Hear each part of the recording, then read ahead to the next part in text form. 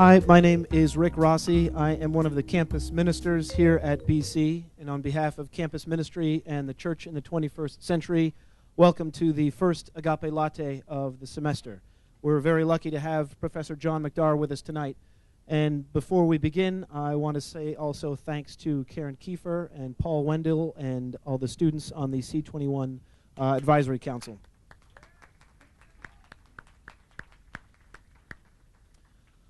Please make sure your cell phones are silenced. Help yourself throughout this evening to any food, as always. Come and go as you please. Be conscious also of the fact that this is a talk and that we're filming as well.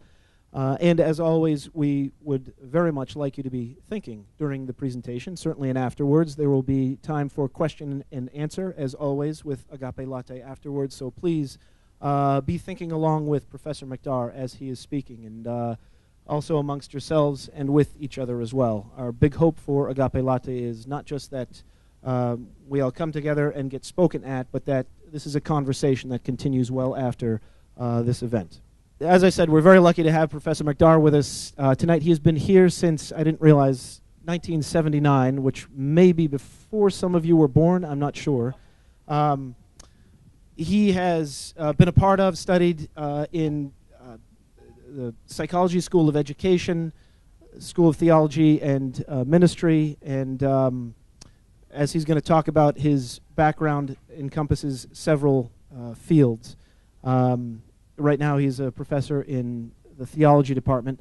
I had him when I was a grad student in '98, and he's been one of the biggest influences to my thinking and my faith as just as an individual and as a parent as well.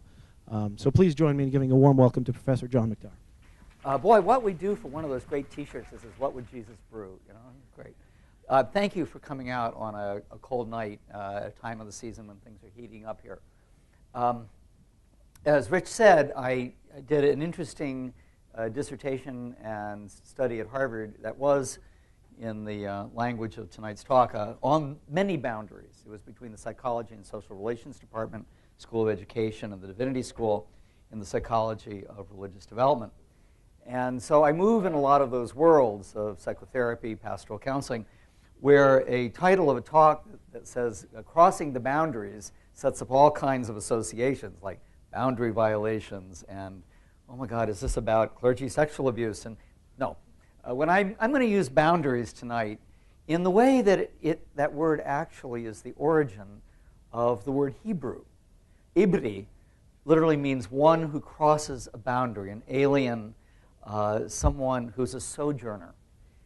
And I want to tell stories about living on the boundaries in my own life, but not because my life has been particularly edgy or even interesting, but because I really believe that these stories I'm telling be kind of windows through which I hope that you'll get some glimpses of the one that has met me on those boundary places in that margin.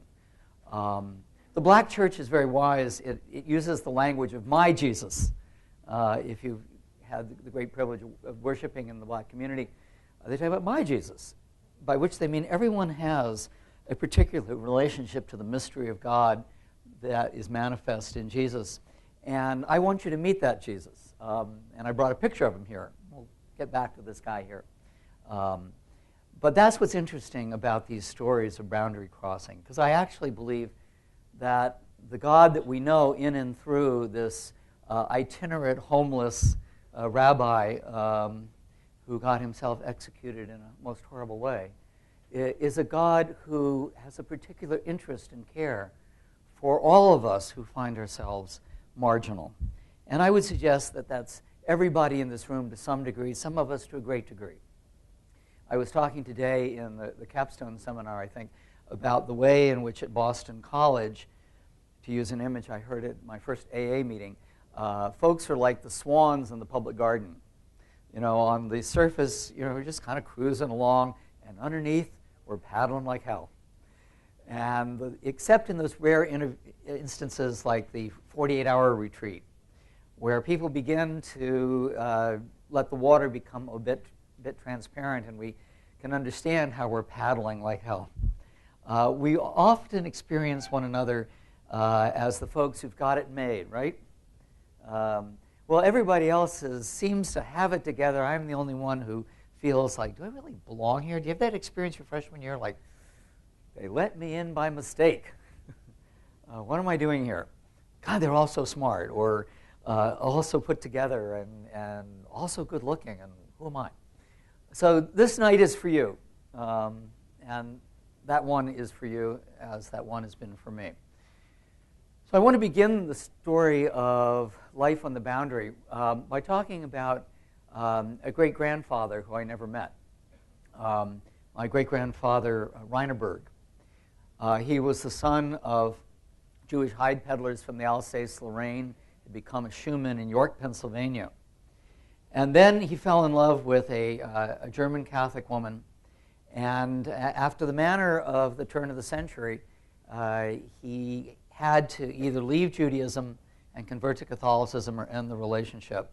And he chose to marry this woman.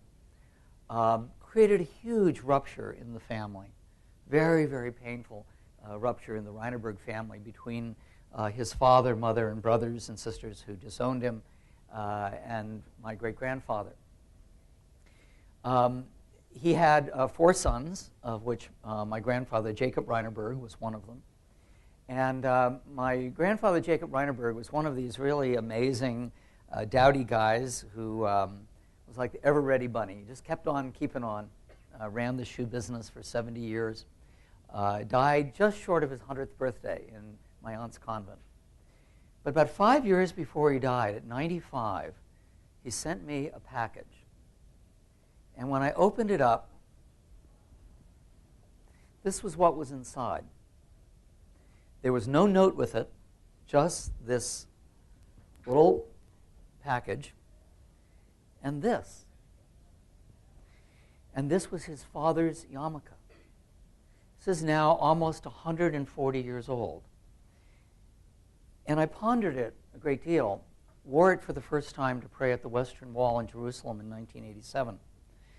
And I thought about what it meant that his father, although he left the practice of Judaism, endured this split, took a life on the margin by reason of love, nevertheless treasured and kept that yarmulke, and then passed it on to his son, my grandfather, who kept it for 95-odd years, and then passed it on to me.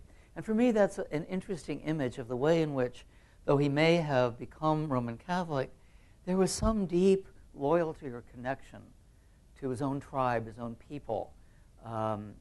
So he was a guy of mixed identity, who I'm guessing in the German Catholic family, a parish that he joined, in which he became a daily communicant, as my grandfather was.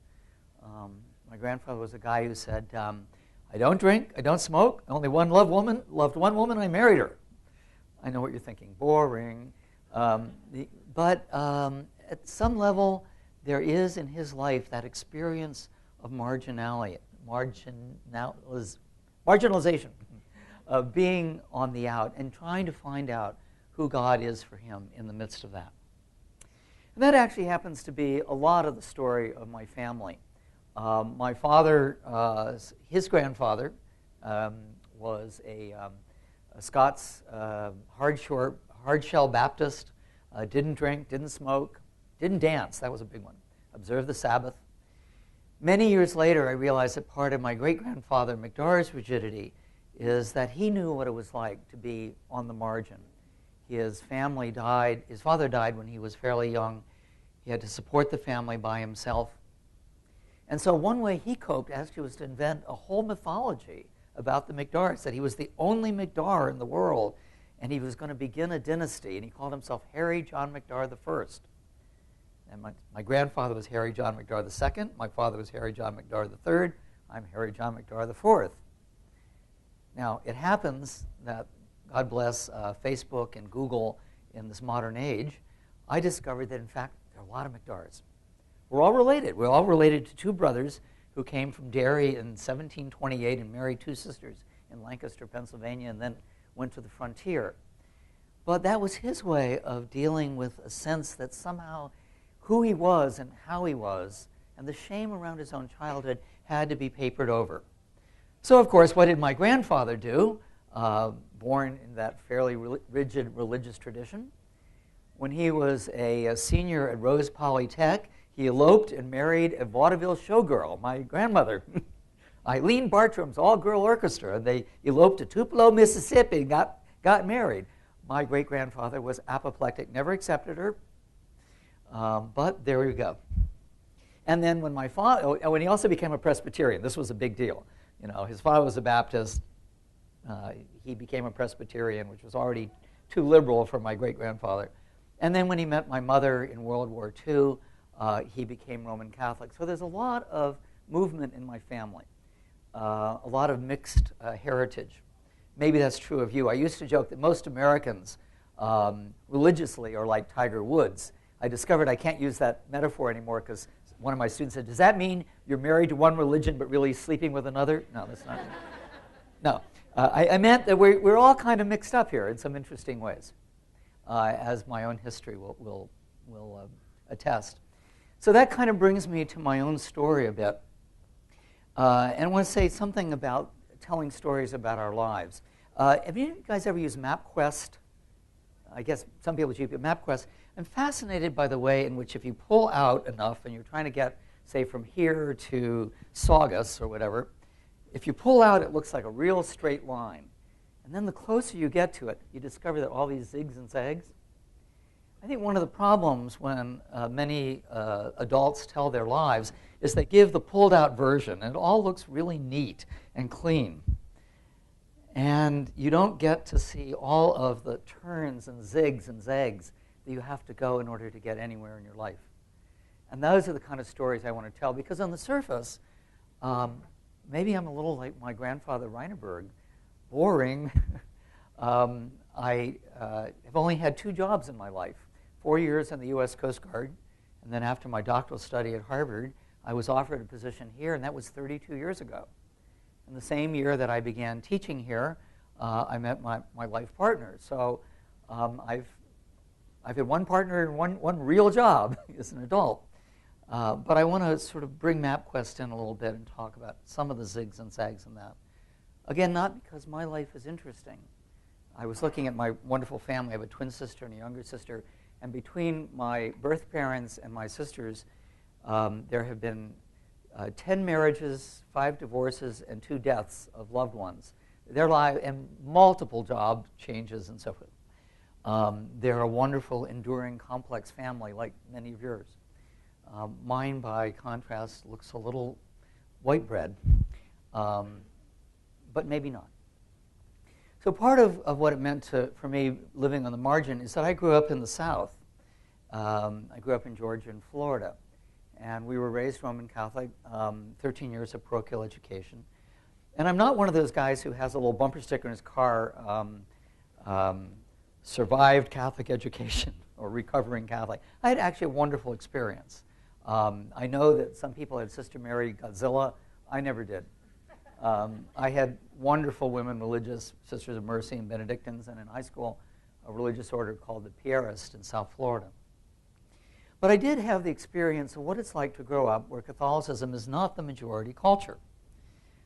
In the South, you were always aware that there were many more Methodists and Baptists than there were Roman Catholics. In fact, my first memory of Mass was when the priest would show up in this little Georgia town outside Atlanta where I lived in a station wagon, and you'd help unload the card table, and Mass was at a card table in the public school cafeteria on Sundays. And so I grew up thinking and using the word church in a different way, I discovered, than folks do who live in these sort of a thick cultural Catholicism of New England, where people in Southeast still identify by the parish they lived in. When I say church, I mean the Church of Jesus Christ, of which God knows there are 1,000 different variations, and not simply Catholicism. And that opportunity to recognize diversity really continued into my college years. One of those things that turned out to be serendipitous is that, like most parochial school young men in South Florida in the 60s, God forgive me, I wanted to go to Notre Dame. So did everyone else. That was the only aspiration. I'm sorry, the only Jesuit school that even appeared on our radar was Spring Hill. You know, BC, Holy Cross, no one even thought about that. Notre Dame. But I didn't get enough money to go to Notre Dame. My family was not that well off, but I was given a full scholarship to Emory University in Atlanta. And it was in one of those zigzags, a great providence, because I was in Atlanta from 1966 to 70 in the height of the civil rights movement. I was there the night that Dr. King was shot. I was at his funeral. I was really able to experience something that if I had been up in South Bend, Indiana, I would never have known. And there was a great grace in my life. And then in the spring of 1970, all prepared to go to graduate school on a fellowship. We were in the midst of the war in Vietnam.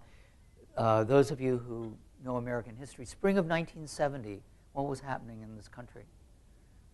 Tumultuous events. Anyone study that era? Any history majors here? History majors, identify yourself. Not a one in the room?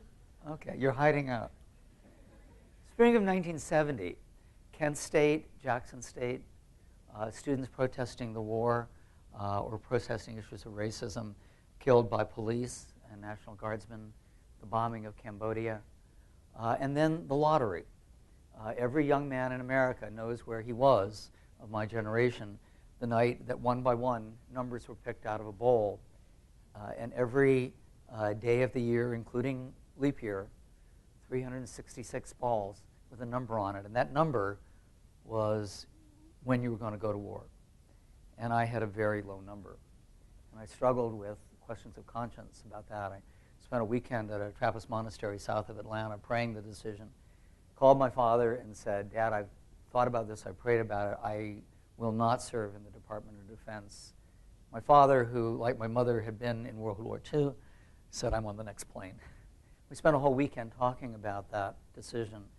And at the end of that time, he said, I totally disagree with you.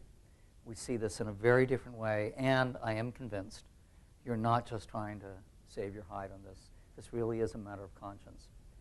And we went to see the wonderful Presbyterian minister on our campus who was the draft counselor.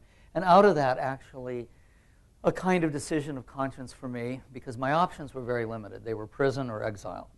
I thought about war in Catholic just war principles, and that was not being recognized by draft boards in my county of South Florida. So there really weren't many options for me, except the one that I ended up taking, and that is I said I will serve under the Department of Transportation in the U.S. Coast Guard, and I'm happy to swab decks for 4 years, because they had a minimum 4-year enlistment in those days, because there were so many young men like myself who were choosing that as a compromise of conscience. And so I enlisted in the Coast Guard. And that actually ended up being a serendipitous, again, providential kind of zig and zag. I started out as a sailor, and in the course of my first year, I brought so many cases to the officer, my commanding officer here in Boston, where I was stationed, that he said, look, if you really care for these guys, you're going to get yourself commissioned. You're going to, you're not just going to hang out. And that was a real lesson to me. You don't hang out, or as my son would say, you don't just chill. If I was going to be there, I had to really be there. And so I ended up going to Officers Candidate School in Yorktown, Virginia. And I applied for anything that floated. I wanted to go to sea in the worst way. Because I really took it seriously. Boy, if you're in the Coast Guard, you better get on a boat. Despite the fact that I get deathly seasick, that was okay. I was going to do that. But someone had seen my college transcript, English major, Emory University, Phi Beta Kappa. The guy can write, send him to Coast Guard headquarters. I became the commanding officer of an LMD, a large mahogany desk. So the only time I went to sea was when one of my buddies would call and say, hey, we're taking the ship out for 4 or 5 days up to Curtis Bay Naval Station. You want to come along? And I would do anything to do that. So I never got my chance to go to sea. But what I did have the opportunity to do is begin to deepen my relationship to this mystery called church. I began working with, for the most part, inner-city black churches, Methodist and Episcopalian in Washington. I joined a Catholic parish for the first time in my life, and I began to think about what I really wanted to do with this fellowship that was being held for me. And I decided that what I really wanted to do was to get up close and personal to people's lives. I wanted to hear people's stories. I wanted to figure out my own. And somehow I had the idea, if I could do psychology and I could do theology at the same time, that would be the best of all. I could compose a life that enabled me to really get in with people where they're most important. Now, years later, I realized that was a kind of compromise itself. I remember sitting with some of my colleagues here in the theology department, and they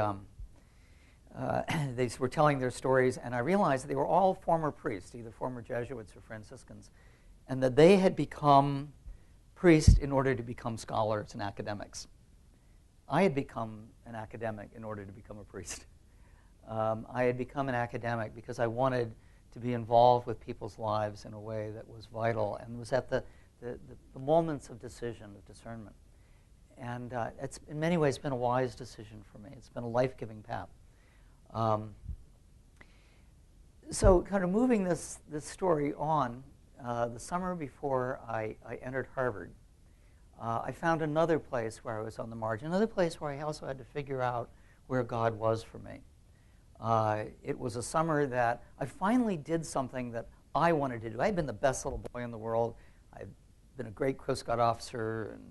But that summer, I asked myself a question I invite you all to ask. What would I really do for me?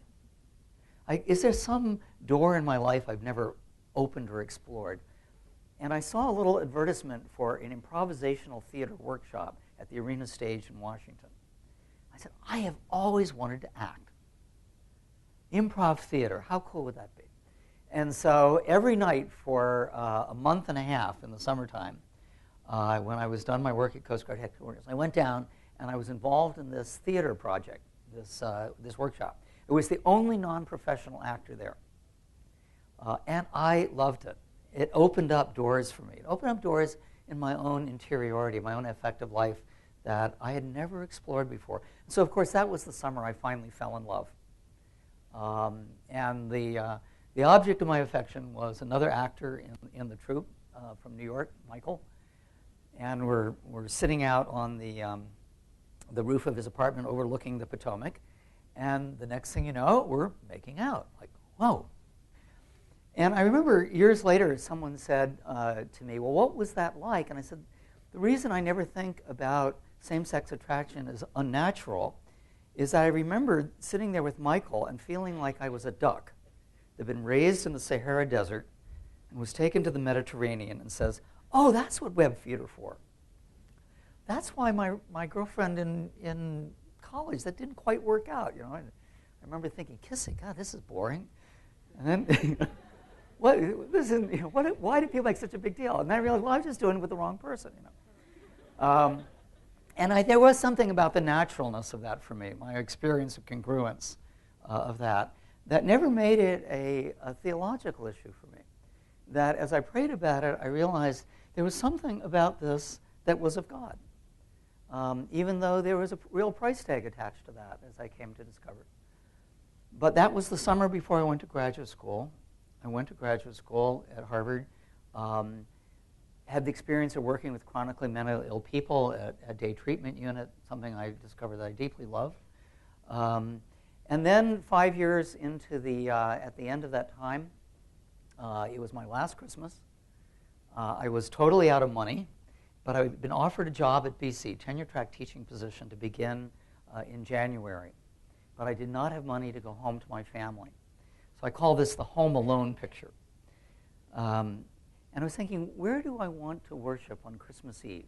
And I found in the paper an advertisement for an Anglo-Catholic parish. That's an Episcopal church in the high smells and bells tradition of the Episcopal world, down in Beacon Hill, St. John the Evangelist. And I went down there, and it was glorious. One of the first things that was glorious about it, to be very honest, is that up there in full vestments, incense, sung liturgy, was a woman priest.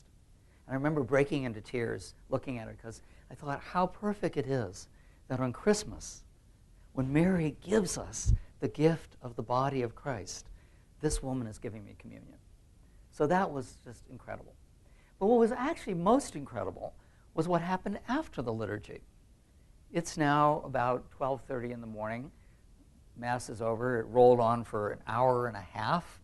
And I'm headed out the door to walk through the snow back to my apartment. And someone says, "Where are you going?" It's Christmas Eve. Everyone goes home. I said, "Not here. Come on downstairs." They had a potluck in that church basement on Christmas Eve. And I sat down at a table, like where you guys are seated. And there was the kind of lady I sort of thought I would go meet if I went to Beacon Hill to an Episcopal church, the Beacon Hill Dowager with the black dress and the neat little pearls. But there was a Puerto Rican dishwasher who had walked off the street. There was a guy in a black leather jacket. There was a homeless person. And I thought, this is the banquet of Christ. This is church. This is happening right here. And it was an extraordinary experience. It's somewhat evoked in a poem by the Sufi mystic Rumi that I actually found in a church bulletin some years back in Chappaqua, New York.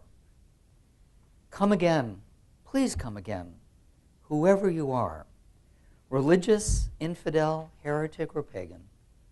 Even if you promised 100 times and 100 times broke your promise, this door is not the door of hopelessness and frustration. This door is open for everybody. Come as you are."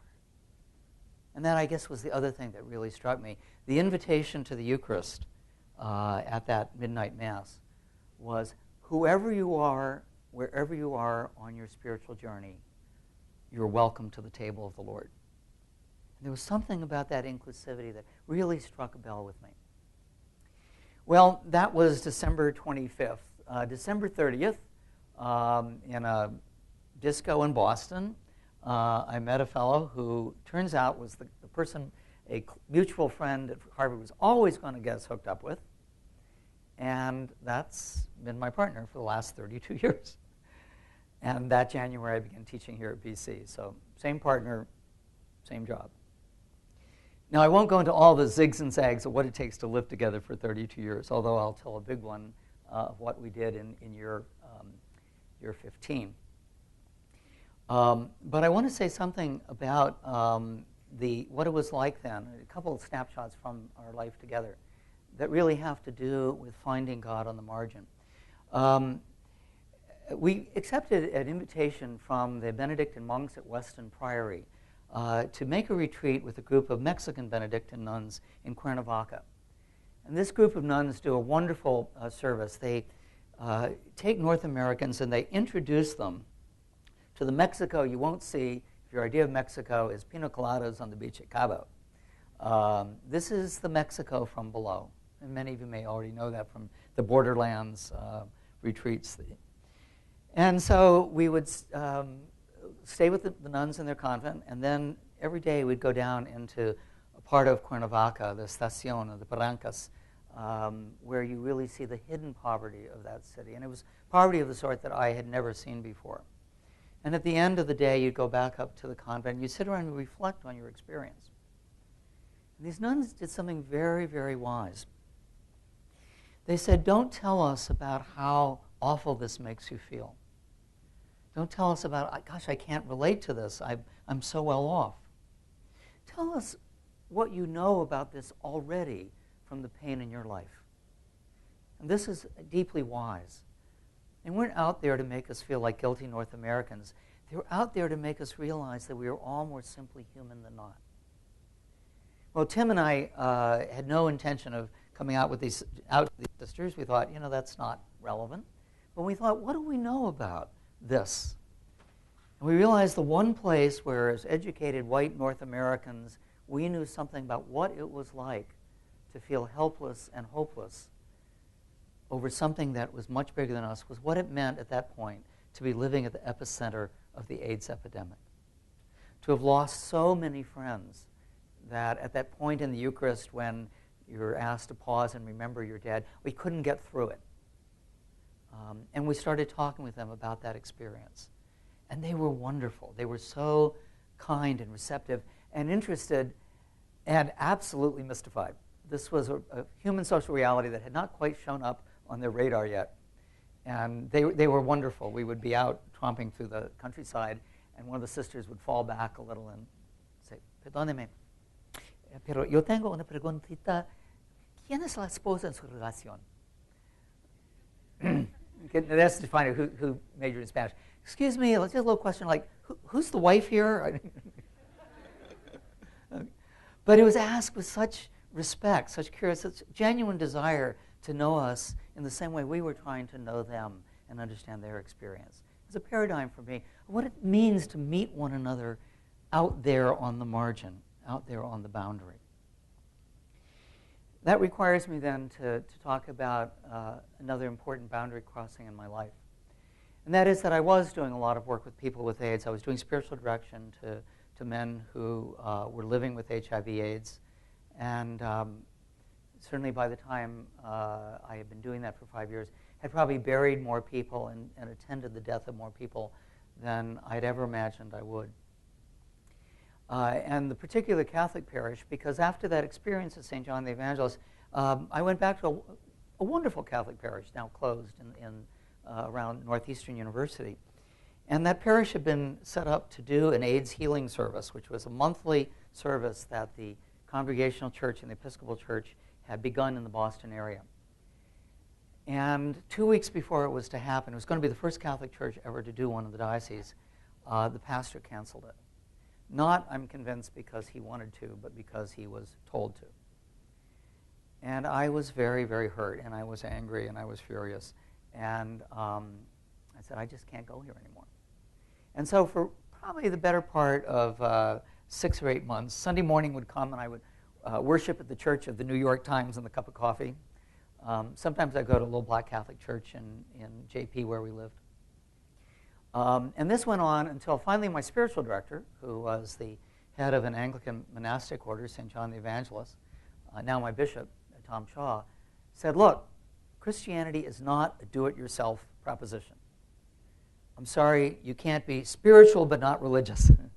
To really find your way into Christianity, you have to do it in community. You have to find a place where you're welcome. It's going to challenge you and support you. And I don't care whether you become a Baptist, but you got to find a community. And I offer that to you because I think it's deeply true. Every spiritual tradition I know, from Buddhism with this idea of taking refuge in the Sangha, to Judaism with the idea that you can't even pray unless you've got 9 other people with you, to Christianity's understanding of the mystical body of Christ. We need one another. And at that point, I remembered that Christmas Eve years before at St. John the Evangelist. And Tim and I did not know at that point our own HIV status. And I remember him turning to me and said, that would be a good church to live in. It would be a good church to die in. And I would suggest in your own journey out from here, you need to find the community where you can live, and you need to find the community where you can die. A community that will really be there for you. And so we began to go to this church.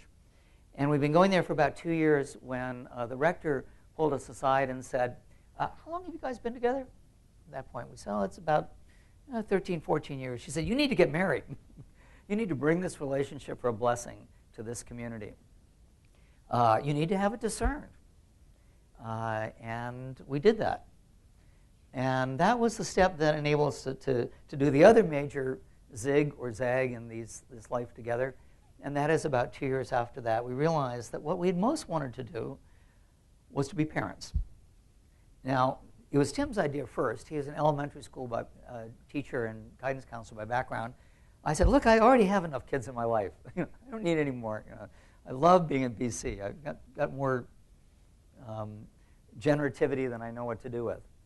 But we decided to look at it, went into therapy. I highly recommend it for long-term relationships. Figured out what was blocking us, and then 15 years ago, adopted a 5-year-old boy from an orphanage in Russia, who's Sasha. Our son is now 20, he's graduated from high school. And that really has been a great grace. He's taught me a lot about what it's like to find God on the margin by taking risks. I will evoke him in one wonderful story. Do you guys remember Miss Frizzle from the Magic School Bus? Okay. First summer he's here, he's managed to get English. He's in love with Miss Frizzle and Magic School Bus. And we go down to Provincetown, and it's low tide. We're walking down the beach, and there is McMillan Wharf, the fishing wharf. And he says, Papa, let's see what's underneath there. And in proper adult way, I said, Sasha, this is really yucky. Like, you don't want to go underneath there. And he stood there and he did this Lily Tomlin Miss Frizzle imitation. Miss Frizzle says, if you want to find out anything, you've got to take risks and make messes. If you want to find out anything, if you want to find out anything about the mystery we point to with G-O-D, you've got to be willing to take risks and make messes. Because it is in that messiness and in that risk-taking that we discover something about the mystery of God. And there have been then in the years, certainly now that our son is 20, the risks he takes and the messes he makes are a lot scarier than when he was 5. And I hold on for dear life, and I white-knuckle it in prayer. But it's really where I'm learning something about what it is to let go, to surrender. What they say in AA is let go and let God. I'm near to the end of time. I want to make sure we have time for questions and responses. But I want to say a word about why I think in all of these experiences I have been met by the one who points as the human face of God, Jesus. In the handout I have today is really one of the passages from Scripture from the Gospel of Matthew, which this year, if you go to any church that uses the Revised Common Lectionary, Methodist, Presbyterian, Congregational, Catholic, this is the Gospel we're reading. And this is the story. While he was at dinner in the house, it happened that a number of tax collectors and sinners came to sit at the table with Jesus and his disciples. When the Pharisees saw this, they said to his disciples, "Why does your master eat with tax collectors and sinners?" When he heard this, he replied, "It is not the healthy who need the doctor, but the sick. Go and learn the meaning of the words. What I want is mercy, not sacrifice. And indeed, I did not come to call the virtuous, but sinners. What I want is mercy, not sacrifice." And the opposite of mercy is judgment. Mercy is the generosity of recognizing how all of our messiness, all of our brokenness, is there to be accompanied by God. And that takes me then to this image. There's a wonderful iconographer, now a Franciscan named Robert Lentz, who's done a great collection of icons, both of classical saints of the Roman tradition, but also of some unconventional types. In this book that he writes with Edwina Gately, he has images of Black Elk, Cardinal Bernardine of Chicago, Steve Biko, Cesar Chavez, Harvey Milk, Einstein, Bach, Tolkien, C.S. Lewis. But this is an image that he was commissioned for an interracial church in an inner city town in Chicago, in Connecticut. They wanted him to do an image of the Good Shepherd. Now, I don't know about the pictures you've seen of the Good Shepherd. Usually, it's Jesus with a sweet, fluffy little lamb. And that speaks to me. There's a classic hymn, King of Love, my shepherd is. Perverse and foolish, oft I strayed, but yet in love you sought me. Upon your shoulders gently laid, and home rejoicing brought me. And I know as a kid, I loved the idea of being one of these lambs that Jesus picked up. But Robert Lentz is much wiser than that, and on to the ways of God. It's easy to love lambs. It is not easy to love goats. I'm going to ask Richardson. Lentz, during the time he was in the monastery, took care of the billy goats. He said, there's a reason why goats get a bad rap. Why in the judgment scene in Matthew, Jesus separates the sheep from the goats, and you know where the goats go, okay? Goats are smelly. Goats are bad-tempered. Goats are, and maybe this is where the origin term comes, goats are perennially horny. They're not kind of nice creatures. They're wild. But what Lentz wants to say in the wisdom of this icon is that the one who seeks us out and home rejoicing brings us is one who embraces the goatiness in us.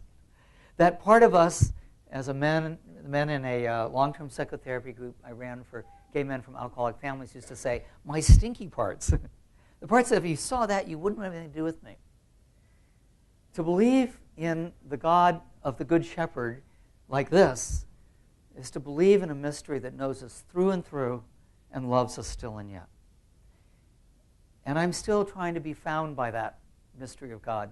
But the one thing I've learned is that if I hide out in some idea that I've got it all together, if I hide out in some effort to construct an ideal portrait of myself and then forget that I've done it and believe it, I'm never found by this kind of love. I've got to open myself. I've got to believe what a woman in that day treatment unit for chronically mentally ill people where I did my clinical postdoc used to say. At the community meeting every morning, she would at least twice a week, maybe more, say, do you know why we're all here? We're all here because we're not all there. Do you know why we're all here? Because we're not all there. And we're not alone in that. And that, I think, is the great affirmation of every religious path, that we're not alone, that our goat has a shepherd, and our shepherd has a flock, and we're it, guys. So that's as much as I wanted to say. We got some time to roll out some questions, get some more coffee, go finish your homework if you need to do it. Can we give ourselves permission to have a conversation about anything? All questions are fair, but also all reflections. Where did this take you? Or as Quakers used to say, what was laid on your heart? Talk to us about your inner goat, or whatever you want to talk about. Life on the margin. Okay, there's a sister back here who's got a question. What I wanted to know is, for instance, how did you know, or how did you go about understanding that when you were drafted, that was the wrong choice for you? How did you know it wasn't just another zig and zag? Partly was my understanding of Martin Luther King's analysis of the war in Vietnam, that it really was in some very essential way a racist action, that we didn't give a good goddamn about the Vietnamese at the end of the day. It was mapped onto the scenario of Cold War containment of communism. I mean, when I would hear fellow classmates at Emory, men and women your age, who were gung-ho for the war, they talk about, I want to go out and kill some gooks. And I thought, wait a minute, this war is not about bringing democracy to these people. I was very also moved by Father Dan Berrigan, who was a kind of hero for us, but also the Vietnamese monk and social activist Thich Nhat Hanh, who came to my campus my junior year, who had been exiled from Vietnam for his work for peace. And so putting all that together, and then that, to be honest, my girlfriend, I may not have figured out why kissing was good, but boy, she was so good for me in so many other ways. And she had really prayed this out. We were a Methodist college. She had really thought about this as a Methodist Christian. And so the decision was actually made not just individually, but we discerned it together, myself and a group of faculty and students. You have to understand how together faculty and students were in the 60s. We needed one another. We talked about it and thought about it. So it was a real process. And it was difficult for me. My parents were both veterans. My mother was a woman's Air Force service pilot. She got the Congressional Gold Medal of Honor in March for flying airplanes. So patriotism was very important in my family. And I regarded myself as a patriot, but not if it meant going to Vietnam. And I think we have a similar question on the table before us around Iraq and Afghanistan, a similar kind of discernment we have to make. Someone over here. We've got two brothers here. Throughout your life, have you ever run into people who have tried to tell you that you couldn't be a practicing Christian and be gay? And like, how have you responded to those people and show them that you're just as Christian or Catholic as they are? Well, that's a great question. Did you hear that? Do you run into people who say, look, it's like oil and water. You can't be a practicing Christian and gay. First of all, I have to say, it reminds me a little story. Do any of you guys old enough to remember Congressman Gerald Studs? He was the congressman who represented the South Shore New Bedford and the Cape and the Islands. He, along with Barney Frank, was one of the two openly gay members of Congress. He tells the story of being on the campaign trail and a young man standing there who was one of the people I think you have in mind with his Bible, and says Congressman Studs, are you or are you not a practicing homosexual? To which Jared Studs' response was, practicing. No, actually, I'm kind of got it down pretty well right now. So your question is, can you be a practicing Christian and a practicing? So by the way, I'm still practicing my Christian. I don't think I've got it down very well, but I'm trying. The other, I think I got okay. Yes, I've run into that often, and it really depends upon whether someone is really willing to enter into dialogue. Sometimes you just have to say, well, I honor that as your decision of conscience. So for goodness sake, don't have anything to do with someone of the same gender. Like, this isn't, avoid it if this is sinful for you. But that's not the way it's come to me. So it really depends upon whether they're really trying to save my soul, or they're really trying to score points as to what you do in that human encounter. I try to respond to it humanly. What's very hard is, though, when it's not the individual encounters so much as difficult. It's a whole society that is telling me that I'm not fit to be a father or to teach in a school. And at that point, I have to defend myself because, I think I'm a pretty good father on Mondays, Wednesdays, and Fridays, and screw it up on Tuesdays and Thursdays. But I certainly believe that I have the right, as everyone here, to be part of the nurturance of a next generation. That's why I'm a teacher. If I didn't care about the next generation, I could be making a lot more money with that Harvard degree than teaching at BC. Yeah. Great question. Someone back here, yes, please. You started to touch on my question right at the end there. I was going to ask what it's like to raise a child in a same-sex marriage. Okay, great question. What is your response argument to the argument that there's what certain things only a woman can bring to parenting, or the complementary nature of men and women? And that is often said, that in the best of all worlds there should be some complementarity. First of all, let me just say a word about the wonderful kid that we did adopt. He was in an orphanage in Kostroma in Russia. His birth mother, who I think tried her best to raise him and twin younger brothers, was seriously alcoholic and very poor. And the social network in Russia has totally unraveled in post-perestroika. And her children were taken away from her by the Child Protective Services for neglect. He had a birth father who was not married to the mother, who was also a violent alcoholic. And he was in an orphanage, and his future was zero. His future was to be put out on the street around 16 without an education.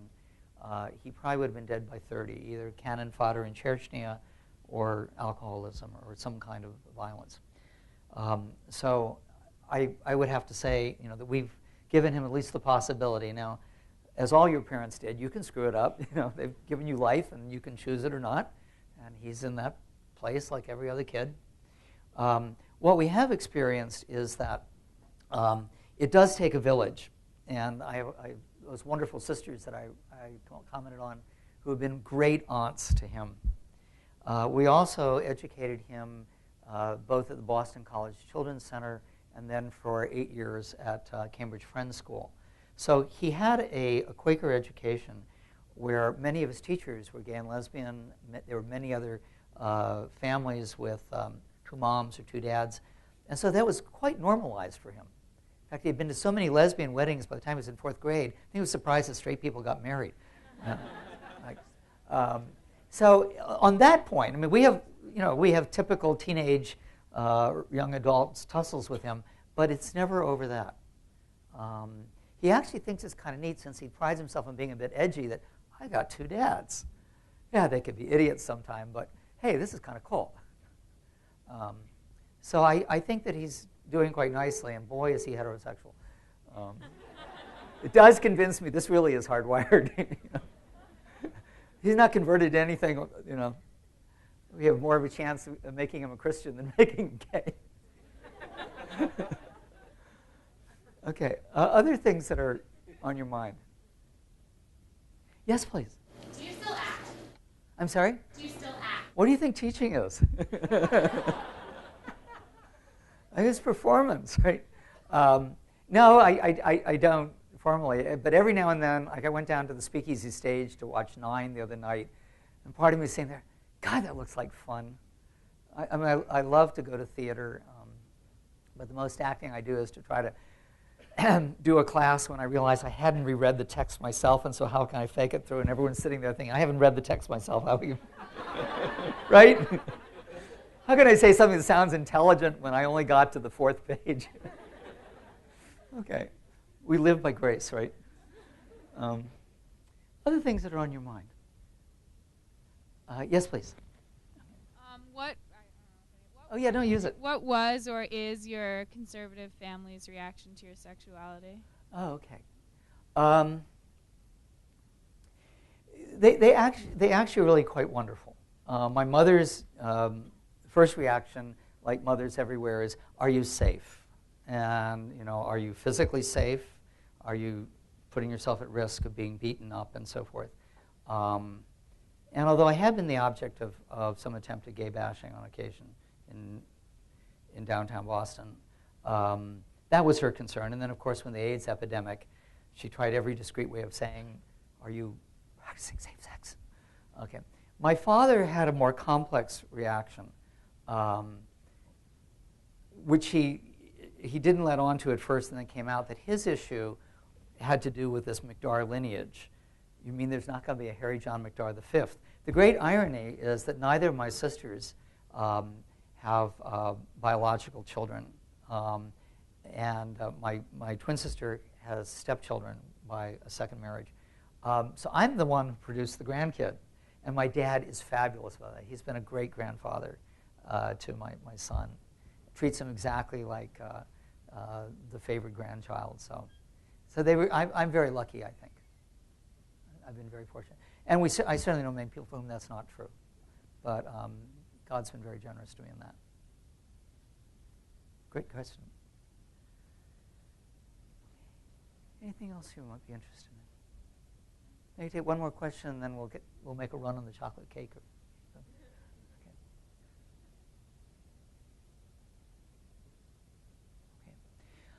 I want to thank you for your kindness and attention.